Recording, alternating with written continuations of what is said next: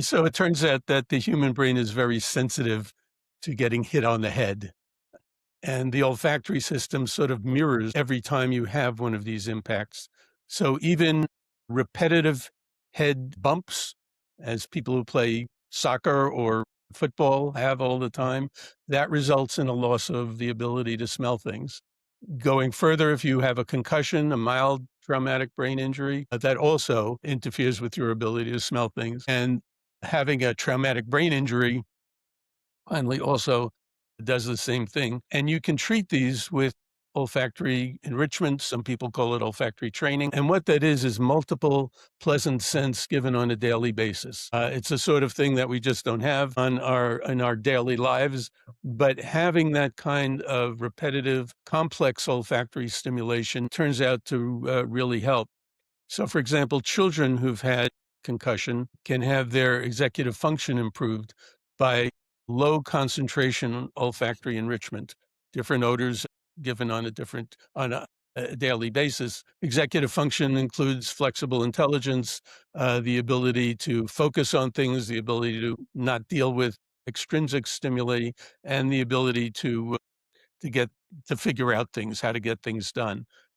It also has been seen with concussions in adults, and there they've looked at the brain and the parts of the brain that can be recovered from this kind of trauma are the frontal lobes of the brain, which again deal with executive function, flexible intelligence, the ability to get things done and to filter out things that are unimportant.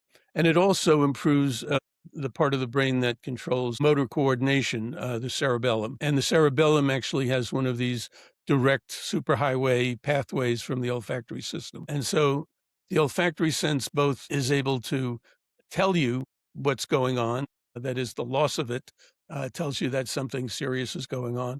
But more importantly, the use of olfactory enrichment, olfactory training, is able to recover the brain and actually treat it successfully. And can you talk about what smells you like to use or what certain scents you use in your olfactory training? So we use what people call essential oils. They were actually originally called quintessential oils because they thought they were very, very special. But they're natural oils. They're just odors that come from plants and fruits and flowers. People are much more comfortable with them than they are with artificially constructed odors. My guess is that they smell more pleasant because they always include some of the precursors and some of the metabolic products of these scents, and that gives you a sort of a smoother transition between nothing, a scent, and again nothing. Whereas the chemicals have a single, sometimes irritating response, and so we just prefer to use natural scents.